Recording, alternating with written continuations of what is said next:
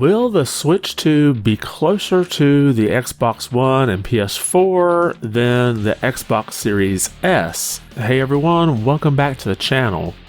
Now, right after Gamescom, we had those reports from Eurogamer and VGC that Nintendo had shown off new hardware with a tech demo of Breath of the Wild, and that Matrix demo that was on the PS5 and Xbox Series systems. And reports from those demos equated the new system to being on par with, say, an Xbox Series S. But we had some new information that came out of that FTC versus Microsoft case that could indicate it may be less than that. There were some redacted documents that were released by the court, and first let's take a look at the headline here from The Verge. Activision was briefed on Nintendo's Switch 2 last year. Activision executives met with Nintendo in December to discuss plans for a next-generation Switch, which is described as closer to PS4 and Xbox One in performance. Now, this information is coming to us 9 months later, so things could have changed since then.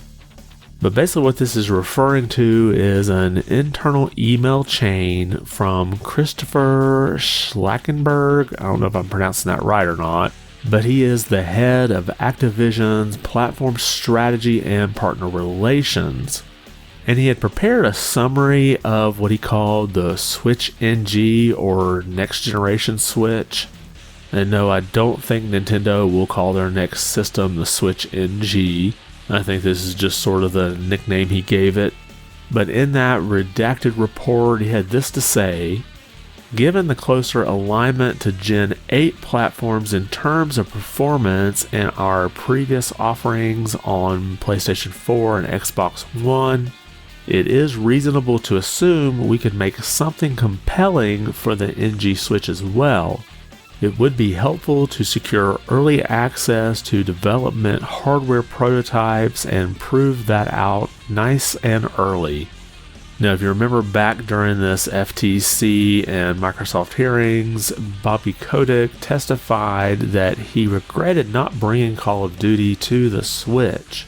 So this gives you a bit of a glimpse at where they were last December, trying to figure out what they could bring to Nintendo's next hardware. So now we've heard everything from the next generation Switch basically being on par with a PS4 or Xbox One, all the way to being on par with an Xbox Series S. So that's a bit of a scale there that the Switch 2 could fall anywhere between. But it's definitely a lot harder these days to quantify the power of a system anymore. Let's say the Switch 2 has what could be quantified as the power of the Xbox One or PS4, but you add on things like DLSS for upscaling and ray tracing into that, and it could seem like it's on par with the Xbox Series S.